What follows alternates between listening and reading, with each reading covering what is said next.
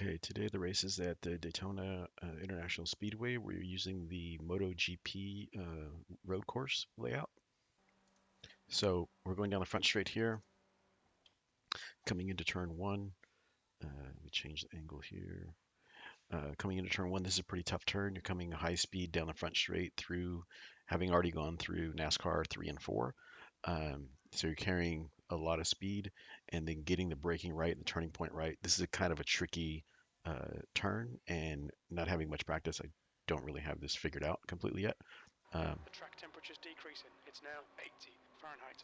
You see I ran wide here off the line. Then you got to make a Okay, Jay, 5 minutes to go. you 5 got minutes get a left. lot of turning in after the fact there. Um, anyway, here I brake right when I see the cones on the right side there. Let's back that up a second to see what I'm talking about here. When these cones are about to exit my view, is when I get on the brakes hard. Um, so I probably just got on the brake there. Maybe I got on a little bit early this time. Um, but yeah, somewhere around here, because my vision, is, the edge, my right edge of my vision is about right here. Um, so that's when I get on the brake. Turn in, use all the inside curb, even onto that grasscrete stuff.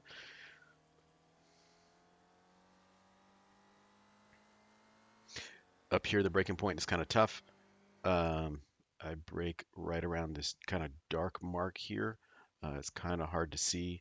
I guess it's about the 100 meter sign, but I can't see that sign because it's so far to the inside, and I'm looking farther down the track this way. I don't really want to look to the right just to look at the sign to see where to brake. So I'm kind of guessing it's right around here. This is my first qualifying lap, so let's see where I did it because the tires aren't totally up to speed. Uh, yeah, about right there. Get on the brakes hard. Back off the brakes here. I missed the apex completely. Car should have been way over here on the dark part of the track. Get it downshifted again, which can be hard sometimes right here to get it down into second gear. Back on the throttle hard through here.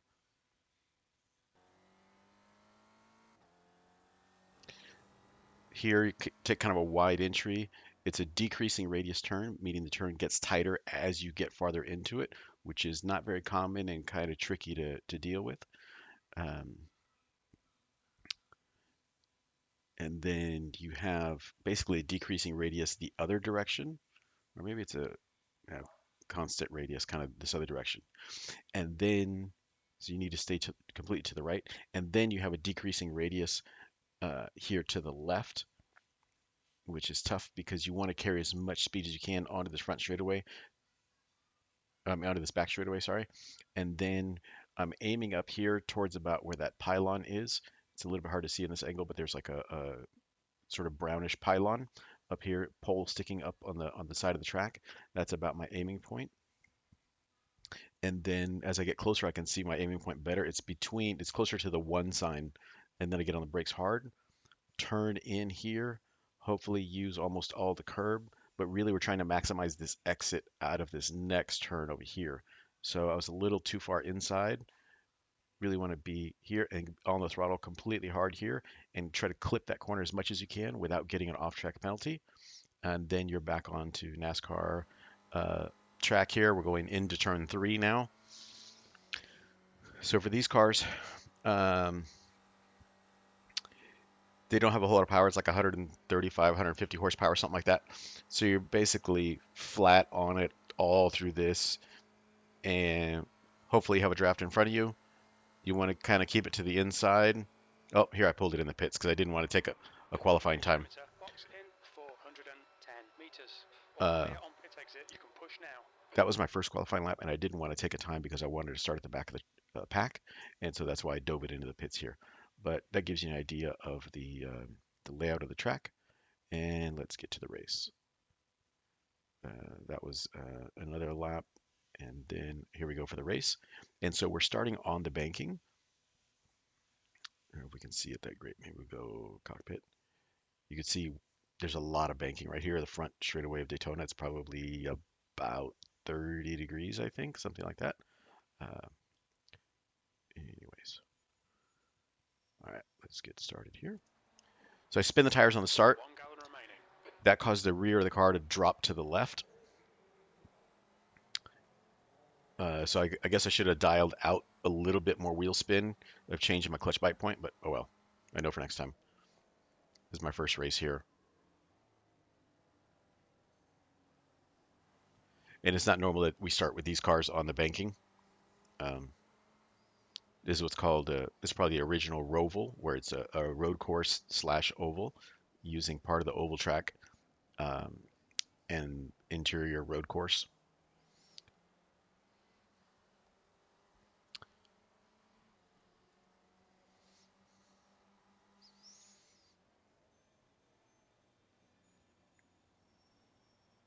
So trying to keep our nose clean through here.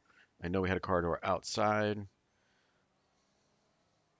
Probably should have swung wide to take away his line on entry, but I didn't know exactly if there's another car to my right.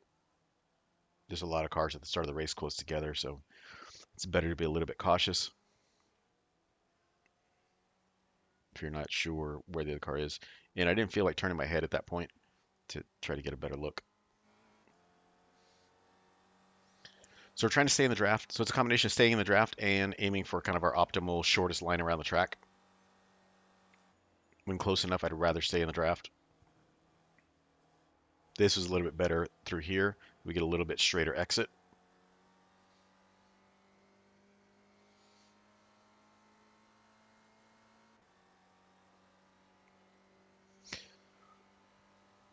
And I think we're about fifth gear right here. There's a chance to switch to sixth gear if you're drafting somebody or right about at the NASCAR start finish line. That I hit the rev limiter right before I shifted. That's what that first kind of hesitation was the rev limiter at 6,700. I have something to tell me. Let's watch what's going on here. I have an indicator for the rev limiter, a sound, but for some reason it doesn't play in fifth gear. It plays for all the other gears like a beep when I need to shift, but it doesn't do it in fifth, which has never come up before.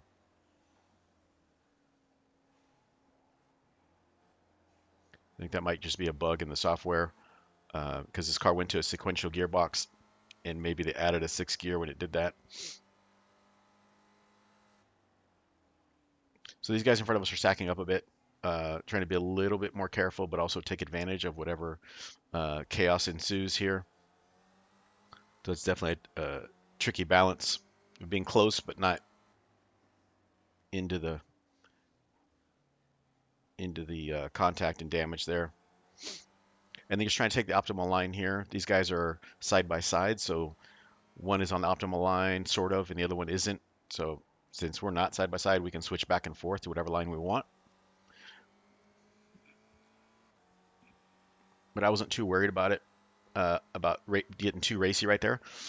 Because it's still early and because there's a big drafting section, I just wanted to kind of stay close, knowing that I could catch back up in the draft if I lost a little bit of time. I think I might have got a slight penalty there, an incident point for cutting that corner a little bit.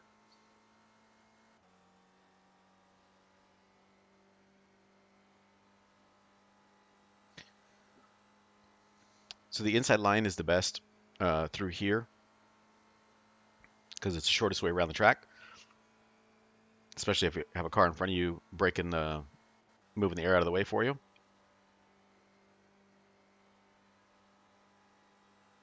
But if the car in front of you goes high, you might want to go high. It's kind of a trade-off of longer way around, but you get the draft. So that's what they're kind of horsing around with. So this car in front of me, a 9 car, is Dominic. And so what I'm noticing here is, he's obviously behind these two guys that are battling for position, but he's also quite sort of aggressive. I'll show you what I mean by that. Let's back up and see exactly how close that was. So uh, about this point, I see this car starting to turn too much, be starting to maybe lose the rear end. And so I'm aware of it, but we'll notice the inputs here will slow it way down. So we're going, I don't know, 1/8 speed. So I see him. He's lost it. He's lost the rear end. He's probably not going to catch it. But I'm still starting to get back on the throttle, still taking my turn normally. somewhat getting ready to try to take evasive action, see which way the car is spinning. And I see he's kind of spinning sort of to the inside, sort of in place. So I need to make a tighter turn. And we just squeak by. And so from this angle, it looks like we don't touch.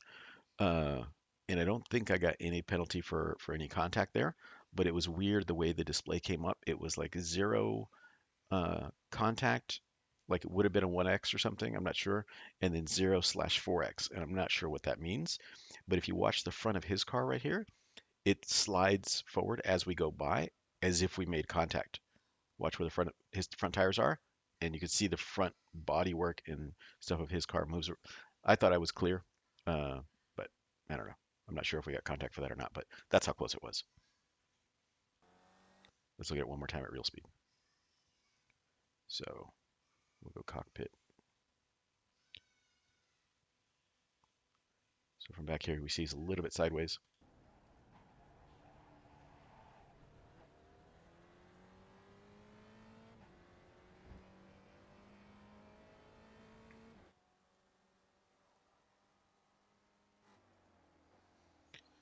Uh, Nine car locked up a little bit on entry there. We made up a little bit of ground.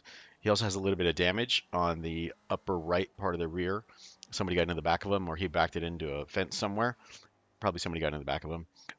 That is probably going to hinder his speed down the straightaway a little bit.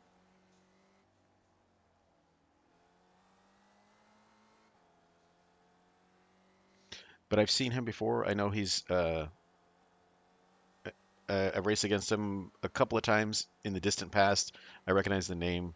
Um, you see, he's number 9, we're number 10.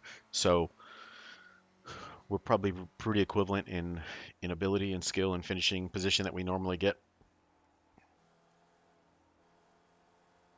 Oh, I definitely got an incident point for that one, cutting through the grass. But I learned something that that's too far, and that I got a little bit of advantage coming down this front straight. That little bit of cutting that corner gained me probably a tenth or two, which helped me close up closer on the back of him here. So putting that in the memory bank for later in the race, in case we want to do that on purpose. Now look at that, help us set up this pass here. So you don't necessarily want the penalty, but you might trade off the penalty for position sometimes. Let's switch camera views. So having watched him a bit, I know he's a bit aggressive moving around in the mirrors. Maybe we'll switch cars here. Let's watch it from his view in chase.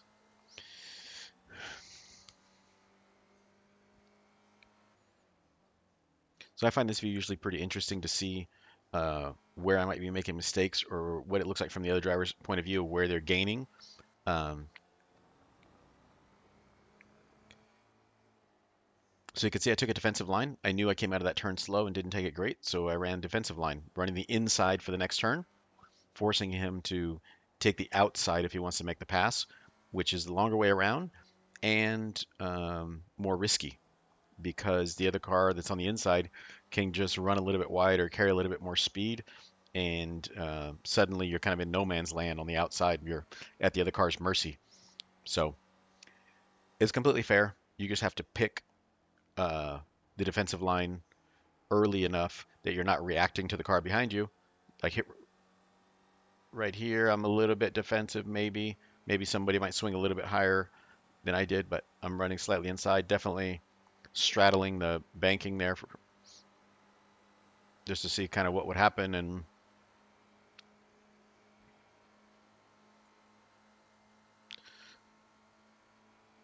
so he gets a pretty good run there. Let's switch cameras so we get a better view. But he's got to go around the outside again because we have a left turn into turn one. So it's not a great angle. Uh, let's back it up and see what happens here from the other angle. All right.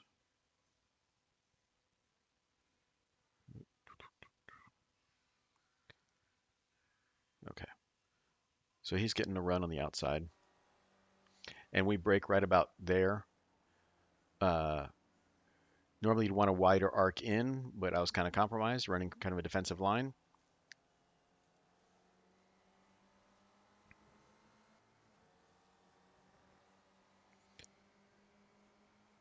So again, running a little bit of a defensive line, not using all the track to the left.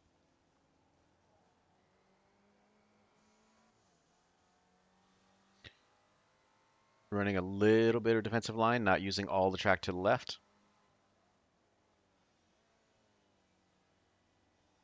Trying to hit my apex is perfect there. This one I'm slow through that turn. Definitely was super slow that time. So now he was able to dive up the inside, and he sort of slid it under braking there a little bit. So he was carrying a little bit more speed and uh, got it crossed up a little bit. Um, let's see here. What's the best angle for this? All right. So he gets that run up the inside because we had a horrible turn through there and we were slow. So he shoots it up the inside. Let's go half speed. So he comes here under braking, loses the rear end a little bit, has to let off to catch the rear end. But now he's going to run wide because now he didn't get all his braking in when he needed to, and we were able to hit the apex just right and keep it going, get right back by him.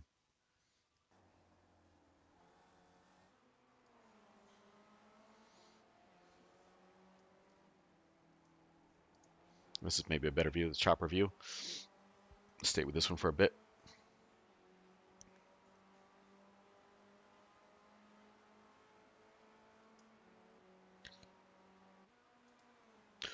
The chopper view from his car.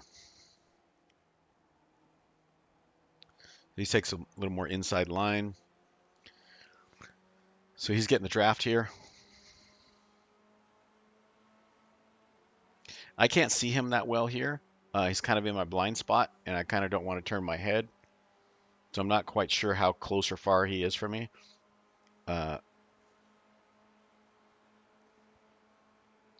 which right here starts to become a little more important to know exactly kind of where they are. At this point, I can probably see him. I can glance over and see that he's there on the outside. But again, he's going to have to make the run around the outside. We get on the brakes. He carries a little more speed, but then he doesn't know how far we're going to drift out wide. So we're able to maintain the position.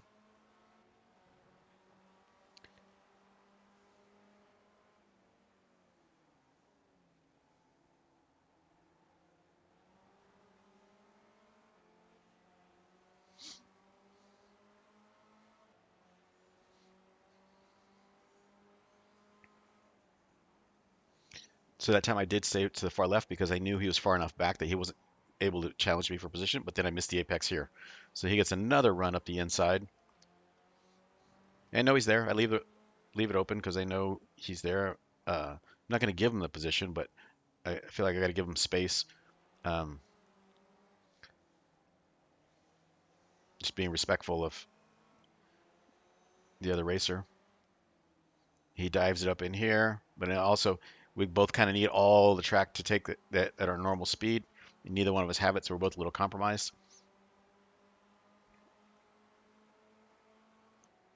And here we go to draft it down the.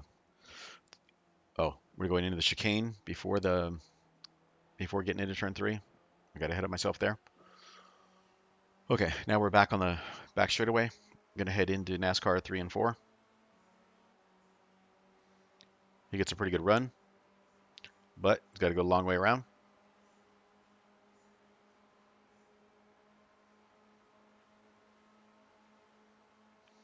So you see there's a bit of a theme here. He gets a run sometimes, and then I take a defensive line as soon as I know I didn't have a great exit. I take a defensive line, and that's when you see him get the run. Is I knew I didn't have a good exit, and he's on the racing line, full head of steam, but sometimes it's not enough to make it happen. So he tries to do a crossover move here.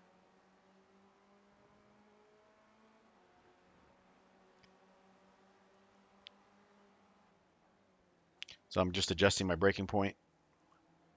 I gotta brake a little earlier since I'm running the suboptimal line on entry.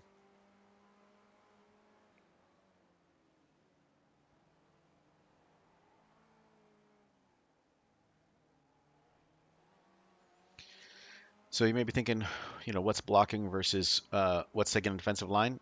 If you move in reaction to the car behind you, in position of the car behind you. So if he goes to the inside, then you dive to the inside, that's blocking. If you then maybe dive back to the outside because you were on the inside and he stayed on the outside and you dive back to the outside, that's blocking. If you just pick a line coming out of the previous turn that's going to be, on the inside going to the next turn, that's fine as long as you do it early enough and you're consistent. You don't change your line um, while going. The car behind can do whatever they want. They can swerve in, out. They can go wherever they want. The car in front uh, cannot react to the car behind. So that's why sometimes you just sort of got to give them the position. Hey, they got a great run. You didn't choose the right line, or they had so much of a run it didn't matter. Here he did a little bit of bump drafting. There was like a 0x notification, meaning there was contact, but there's no incident point taken away from either car. And it's always both cars are taken away from if there is one. I think he was just trying something different there, maybe trying to rattle my cage. He dives it on the outside, but we're able to battle back on the inside.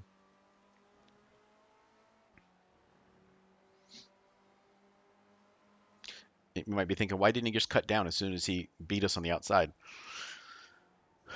He doesn't know exactly where we're at. It's kind of hard to turn the car that quickly.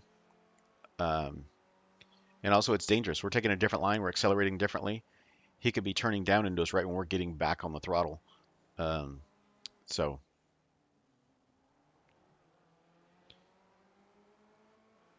you don't always have perfect awareness of exactly where the other car is. And you got to give a little margin for error. Maybe I didn't take the turn perfectly. Maybe I was running slightly wide. Well, if he doesn't know exactly where I'm at, he can't just use, 90% of the track.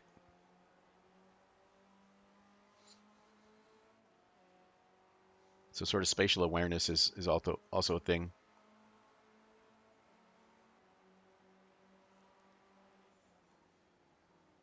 He takes a wider entry into here. Let's change the camera angle a little bit.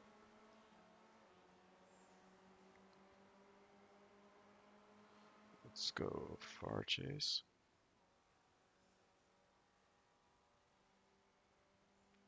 So we're still riding along with the Dominic here.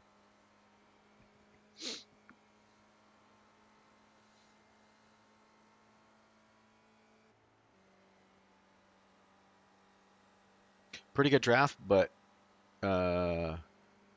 where's he going to use it? He can only use it to the outside. I got the inside covered. So he's got to go to the outside and be brave on the brakes. Come on, Jay. Good stuff. Keep it And going. he does it. He pulls it off. Let's look at that from the other perspective. Okay. So we know he's on our outside. We're on the brakes. He's not on the brakes until way later. So he's able to on the brakes, gets his braking done, and starts fading off the brakes and turning it down. He got us cleared by like 2 cars and carries a good amount of speed on the exit. Great pass.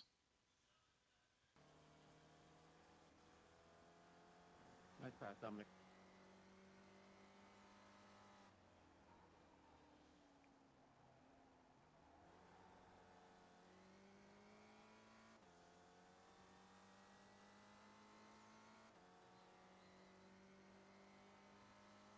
So he had been looking at that for a while, tried it a few times, uh, and that time felt like he had the momentum to pull it off, and he did. He totally did.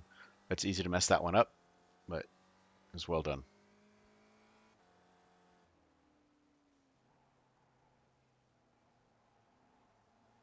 Ran a bit wide there, missed the apex. So basically, the apex, you want to see the tires on the inside curb, like right here. You want to be touching that inside and carry enough speed through there that you're probably drifting all the way to the outside on the next turn.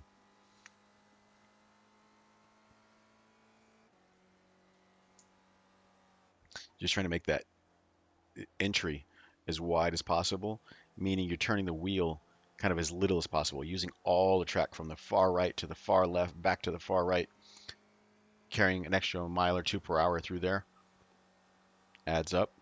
Sometimes it's 5 miles an hour you're carrying through there compared to the other car if they completely miss the apex or a bit too wide.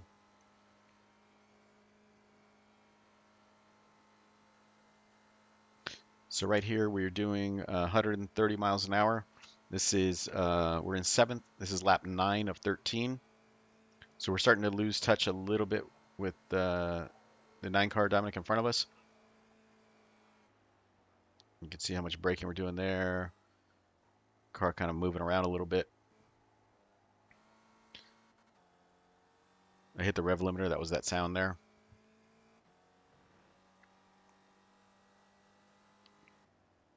About 90% braking into this, using all the track, trying to get to the inside there. Carrying as much speed on exit here. I kept touching the grass there at that point. Did that a few times.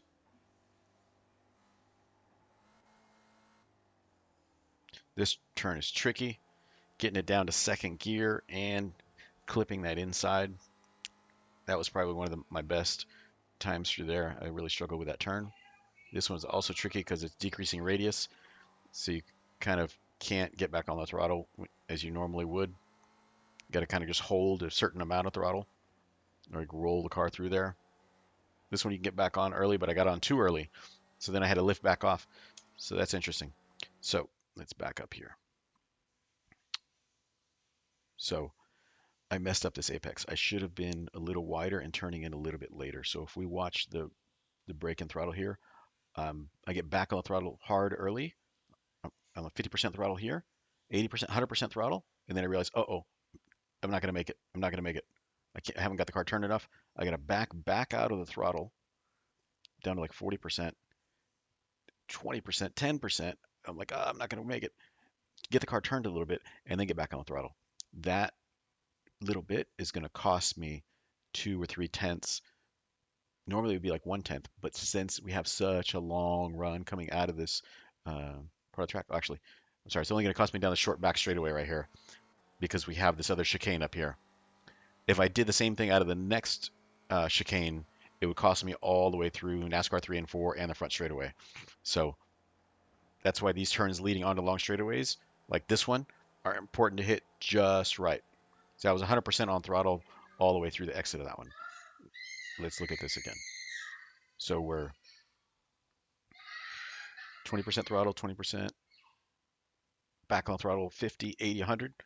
Already on throttle, oh, backed off to 20, 30, back to 100, and we haven't even exited yet. And we're trying to keep it on the track. Okay, we went over the dirt a little bit, but we're 100% throttle.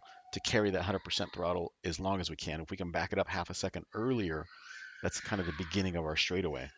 And so uh, that's where it comes in key because basically you get an extra half a second of full throttle.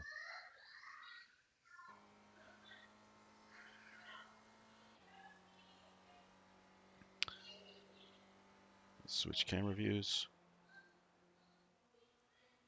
See if there's anybody else around us.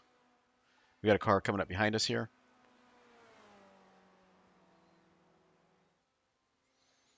So he's drafting off us. He's about 1 second behind us at this point now. So he's definitely in range of getting a draft.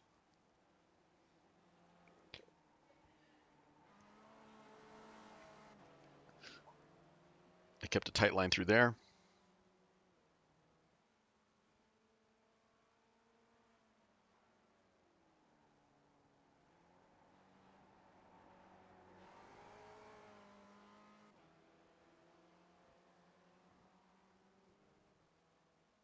Again, touch the grass, same spot. The track just kind of slightly bends right there.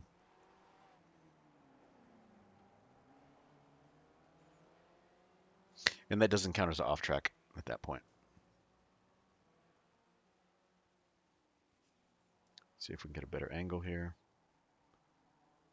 Maybe we'll go chopper.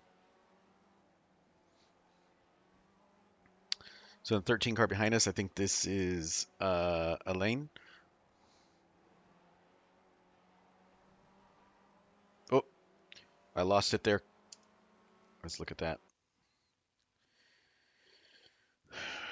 So we're coming out of this turn. This leads on to the back straight. It's kind of a short section of the back straightaway. So as we come through here, we'll go half speed. I get on the throttle pretty hard. I'm drifting it kind of wide, have to back out of it. And this right rear tire touches the grass. Both right side tires touch the grass, and the car starts to rotate. So got the wheel turned. We're on the throttle. Half the tires are off, and so we basically start to spin here. And so you got to do some fast corrections. I straighten the steering, or turn, counter steer into it, massively counter steer into it, back out of the throttle, counter steer back the other way before it hooks up, back on the throttle hard, and then steering back towards the track. All the while, we have this other car uh, that's, you know, not having these problems, and it's going to get biased because of that.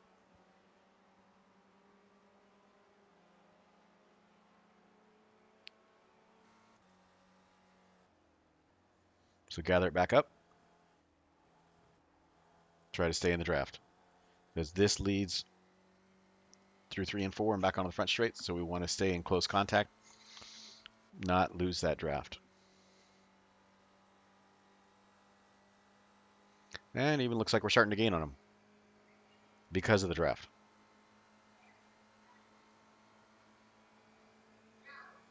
I figured he had the inside covered, so I went to the outside.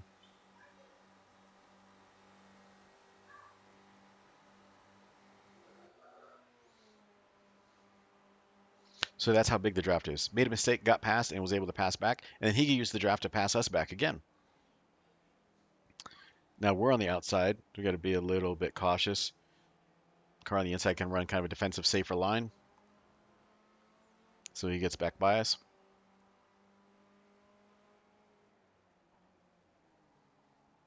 Ran wide here, but just basically took a later apex on that turn than is necessary or than I really wanted to, but it's all right. Didn't cost us much. Okay, let's look at that. So he loses it. Let's look at this from in car. So we're coming through here. So how does he lose it? We'll go 1/8 speed. Gets on the brake.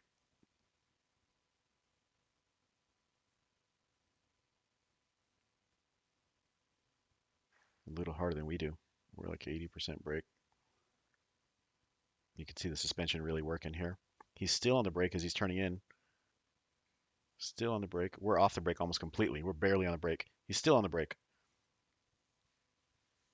So he's turning and braking a little too late. So he left his, that's what's called trail braking, and he trailed it a little too much. So those rear tires were just lost traction. It's a little too much to carry that much brake that late into the turn, and so he starts to lose the rear end. By this time, it's unsavable at this point. Uh, so we got to decide what we're going to do. We're already starting to turn left slightly. Still on the brake a little bit, and mixing brake and throttle here still. Quarter speed now. So we decided to go through the grass to avoid him, and then get back on the track, and then try to get our braking done quickly to make this uh, our least favorite turn of the track. Tight left-hander, and keep it on the track, and we're good. All right. So let's see this again. Or if we go from chase view. Okay, maybe far chase. All right. Let's back this up again slightly. Okay, so we're coming through here, half speed. He loses it. We straighten the car out, brake, take to the grass, back on the asphalt, get our braking done, get our turning done, and back on it.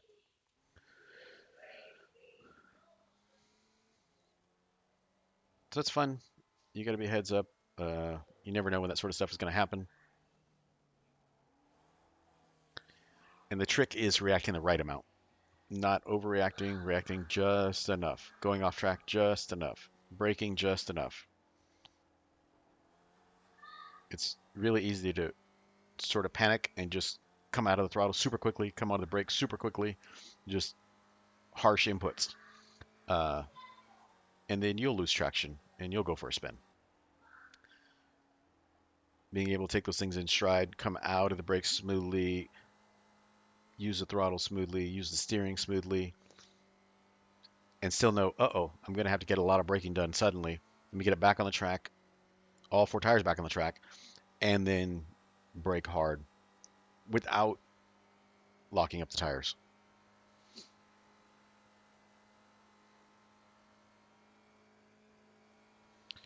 So let's get a better view.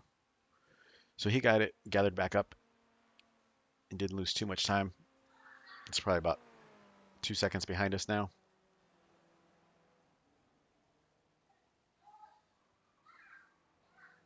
It sounded like I was sliding the tires a little bit through there.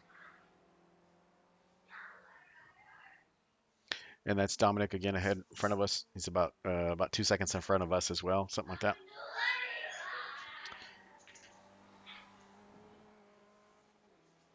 So he might have had a problem in there somewhere too.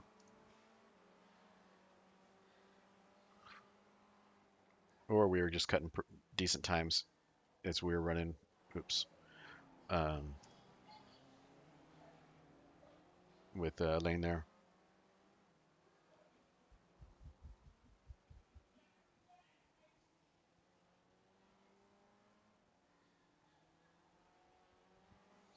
So this is lap 13. This is lap 13 of 13, last lap. And we loop it. Which is always frustrating on the last lap. Why did this happen? All right, so let's go quarter speed. We're starting to get the rear end to drift out. We're still in the brake a little too much, I guess. Counter steering into it, but it's just not enough. The rear end is going for a ride. Now we just lock it up. Start downshifting. I think that's what these clutch movements are for here. Is I was just downshifting madly. And get it going back again. So I think I just left my braking a little bit too late. And I'm trail braking into this turn here, meaning I'm carrying brake as I'm turning in. Still on the brake 10%, 20%. I should have faded off my braking already, and I think that's the problem. But I might have realized I was carrying too much speed. So that was unnecessary. It was the last lap. I should have taken it a little bit easier. The car was behind me, but it was about a second behind me, probably. There, you can see it there in the picture. But that's what happens.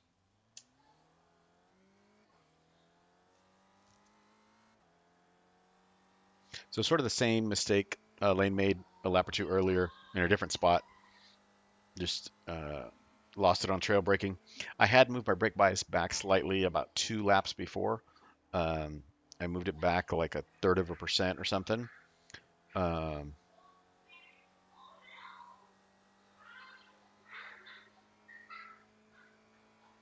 but I don't want to. Guys, that was fun. I don't necessarily want to blame it on that. Maybe I shouldn't have done that. Didn't really seem to help me.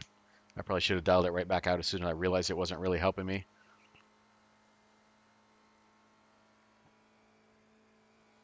So that's the race. Thanks for watching.